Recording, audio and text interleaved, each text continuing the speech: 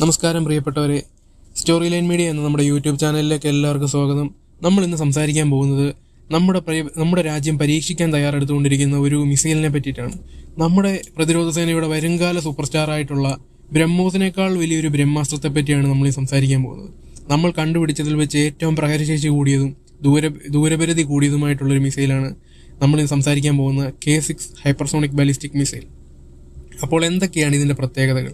എന്താണ് K6നെ മറ്റ് മിസൈലുകളിൽ നിന്നും വ്യത്യസ്തമാക്കുന്നത്? നമുക്ക് നോക്കാം. എന്താണ് നമ്മുടെ രാജ്യം ഇതും കൊണ്ട് ലക്ഷ്യമിടുന്നതെന്നും കൂട്ടത്തിൽ നമുക്ക് നോക്കിപ്പോകാം. അപ്പോൾ കൂട്ടുകാരെ, എന്താണ് K6 എന്ന് പറയുന്നത് അന്തർവാഹിനികളിൽ നിന്നും വിക്ഷേപിക്കാൻ പറ്റുന്ന ഒരു ഹൈപ്പർസോണിക് ബാലിസ്റ്റിക് മിസൈലാണ്. അപ്പോൾ നമുക്ക് K6ന്റെ പ്രത്യേകതകൾ എന്തൊക്കെയാണെന്ന് നമുക്ക് നോക്കിയാലോ. പോവാം. എന്താണ് മറ്റ് മിസൈലുകളിൽ നിന്നും K6നെ വ്യത്യസ്തമാക്കുന്നത്? എന്താണ് K6ന്റെ പ്രത്യേകതകൾ? ബ്രഹ്മോസിൽ നിന്നും K6നുള്ള മാറ്റം എന്തൊക്കെയാണ്? നമുക്ക് നോക്കാം. K6ന്റെ പ്രധാന പ്രത്യേകത എന്തെന്ന് വെച്ചാൽ ഇതൊരു മേക്ക് ഇൻ ഇന്ത്യ പ്രൊഡക്റ്റാണ്. പൂർണ്ണമായും തദ്ദേശീയമായി രാജ്യം നിർമ്മിച്ചെടുത്തൊരു മിസൈലാണ് ഈ K6. ഇതിലെ ശാസ്ത്രജ്ഞരാണെങ്കിലും ഇതിലെ ടെക്നോളജികളാണെങ്കിലും ഇതിലെ ഗതിനിർണ്ണയ ഉപകരണങ്ങളാണെങ്കിലും ന്യൂക്ലിയർ വാർഹെഡുകളാണെങ്കിലും MIRV ടെക്നോളജികളാണെങ്കിലും എല്ലാം ഇന്ത്യ തദ്ദേശീയമായി നിർമ്മിച്ചെടുത്ത ഒരു കംപ്ലീറ്റ് മേക്ക് ഇൻ ഇന്ത്യ പ്രൊഡക്റ്റാണ് ഈ K6 എന്ന് പറയുന്ന മിസൈൽ. ഇതിനെ മറ്റ് മിസൈലുകളിൽ നിന്നും വ്യത്യസ്തമാക്കുന്നത് എന്താണെന്ന് വെച്ചാൽ ഇതിന്റെ വേഗത തന്നെയാണ്. ബ്രഹ്മോസിന് പോലും ശബ്ദത്തിനേക്കാൾ 3 മടങ്ങ് വേഗതയിൽ സഞ്ചരിക്കാൻ പറ്റുമെങ്കിൽ K6ന്റെ വേഗത എന്ന് പറഞ്ഞാൽ 7.5 മടങ്ങ് എന്ന് പറഞ്ഞാൽ ബ്രഹ്മോസിന്റെ ഇരട്ടിയിലധികം വേഗതയിൽ നമ്മുടെ ഈ K6ന് സഞ്ചരിക്കാൻ പറ്റും. മണിക്കൂറിൽ 9261 കിലോമീറ്ററാണ് ഇത് സഞ്ചരിക്കുക. പിന്നെ ഇതിനെ വ്യത്യസ്തമാക്കുന്നതെന്ന് വെച്ചാൽ ഇതിന്റെ റേഞ്ചാണ്. 8000 കിലോമീറ്റർ ദൂരപരിധിയാണ് ഈ മിസൈലിന് പറഞ്ഞിട്ടുള്ളത്. എന്ന് പറഞ്ഞാൽ ഇന്ത്യ വെച്ച് നോക്കുവാണെങ്കിൽ യൂറോപ്പ് വരെ ഈ മിസൈലിന്റെ ദൂരപരിധിക്ക് അകത്താണ്. പിന്നെ ഇതിന്റെ പ്രത്യേകത എന്തെന്ന് പറഞ്ഞാൽ മാരകമായ ഇതിന്റെ കൃത്യതയാണ് ഇതിന്റെ പ്രത്യേകത.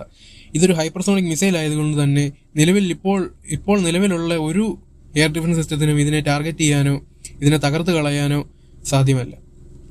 ഒരേ സമയം ഒന്നിലധികം ടാർഗറ്റുകളെ ഇല്ലാതാക്കാൻ പറ്റുന്ന MIRV ടെക്നോളജികൾ എന്ന് പറഞ്ഞാൽ മൾട്ടിപ്പിൾ ഇൻഡിപെൻഡന്റ്ലി ടാർഗറ്റബിൾ റീഎൻട്രി വെഹിക്കിളാണ് ഇതിൽ യൂസ് ചെയ്തിരിക്കുന്നത്. ആ ടെക്നോളജിയാണ് ഈ മിസൈലിൽ യൂസ് ചെയ്തിരിക്കുന്നത്. പിന്നെ എന്തെന്ന് വെച്ചാൽ നിലവിൽ നമ്മുടെ കയ്യിലുള്ള S4 ക്ലാസ്സിലുള്ള അന്തർവാഹിനികളിൽ വെച്ച് നമുക്കിത് വിക്ഷേപിക്കാൻ പറ്റില്ല. ഇത് S5 ക്ലാസ്സിലുള്ള അന്തർവാഹിനി നമ്മൾ നിർമ്മിച്ച് അതിൽ നിന്ന് മാത്രമേ നമുക്കിത് പ്രയോഗിക്കാൻ സാധ്യമായിട്ടുള്ളൂ. അതുകൊണ്ട് തന്നെ നമ്മൾ ഇനി S5 ക്ലാസ് അന്തർവാഹിനി നിർമ്മിച്ചുകൊണ്ടിരിക്കുകയാണ്. ആ അന്തർവാഹിനികൾ നിർമ്മിച്ചു കഴിഞ്ഞാൽ മാത്രമേ നമുക്കിത് പ്രയോഗിക്കാൻ പറ്റുക. എന്താണെന്ന് വെച്ചാൽ ഈ K സീരീസ് എന്ന് പറയുന്ന മിസൈലുകളുടെ പ്രത്യേകത എന്തെന്ന് വെച്ചാൽ നമ്മുടെ മുൻ പ്രസിഡന്റ് APJ അബ്ദുൽ കലാം സാറിന്റെ പേരിൽ അറിയപ്പെടുന്ന ഒരു സീരീസ് ഓഫ് മിസൈലാണ് ഈ K സീരീസിലുള്ള മിസൈൽ. ഇതിന്റെ K4 എന്ന് പറയുന്ന വേരിയന്റിന്റെ ദൂരപരിധി ഏകദേശം 3500 കിലോമീറ്ററും K5 5000 കിലോമീറ്ററുമാണ്. ഇതെല്ലാം ഇന്ത്യ വിജയകരമായി പരീക്ഷിച്ച് പൂർത്തിയാക്കിയ മിസൈലുകളാണ് ഈ K5 വരെ. അതിന്റെ പുതിയ വേരിയന്റാണ് ഈ K6 എന്ന് പറയുന്ന മിസൈൽ. നമ്മുടെ ഈ K6 മിസൈൽ നിർമ്മിച്ചിരിക്കുന്നത് DRDO ഹൈദരാബാദിലെ അഡ്വാൻസ്ഡ് നേവൽ സിസ്റ്റം ലബോറട്ടറിയാണ്. അഗ്നി മിസൈലുകളിൽ നിന്ന് ഇതിനെ വ്യത്യസ്തമാക്കുന്നത് എന്താണെന്ന് വെച്ചാൽ ഇതിന്റെ വേഗതയും ഇതിന്റെ ഭാരക്കുറവുമാണ് ഇതിന്റെ കൈമുതലായിട്ട് നമുക്ക് പറയാൻ പറ്റുന്ന മറ്റൊരു പ്രത്യേകത. പിന്നെ K6ന്റെ പ്രത്യേകത എന്താണെന്ന് വെച്ചാൽ ന്യൂക്ലിയർ വാർഹെഡിനെ വഹിക്കാൻ പറ്റുന്നു എന്നാണ്. എന്ന് പറഞ്ഞാൽ ഒരു ആണവായുധം വരെ വഹിക്കാൻ ശേഷിയുള്ള മിസൈലാണ് ഈ K6. ഒന്നിലധികം ടാർഗറ്റുകളെ ലക്ഷ്യം വെക്കാൻ പറ്റും ഒരു മിസൈൽ കൊണ്ട് തന്നെ. ഈ MIRV ടെക്നോളജിയുടെ പ്രത്യേകത എന്ന് പറഞ്ഞാൽ അതാണ്. അപ്പോൾ അതൊക്കെയാണ് ഈ K6ന്റെ പ്രത്യേകതകൾ. ഇനി നമുക്ക് നമ്മുടെ രാജ്യം ഈ പരീക്ഷണം കൊണ്ട് ലക്ഷ്യമിടുന്ന എന്താണെന്ന് നോക്കിയാലും നമ്മുടെ രാജ്യം പ്രധാനമായിട്ടും ലക്ഷ്യമിടുന്നത് നമ്മുടെ ഇന്ത്യൻ മഹാസമുദ്ര മേഖലയിലെ ചൈനയുടെ വർദ്ധിച്ചു വരുന്ന സ്വാധീനത്തെ ഇല്ലാതാക്കുക എന്ന് തന്നെയാണ്. അതിനുവേണ്ടിയിട്ടാണ് ഇന്ത്യ നാവികസേനയെ നമ്മൾ ശക്തിപ്പെടുത്തിക്കൊണ്ടിരിക്കുന്നത് എല്ലാ ദിവസവും. 2 ദിവസം മുമ്പാണ് INS തമാൽ എന്ന് പറയുന്ന യുദ്ധക്കപ്പൽ റഷ്യയിൽ നിന്ന് നമ്മൾ കമ്മീഷൻ ചെയ്ത് മേടിച്ചത്.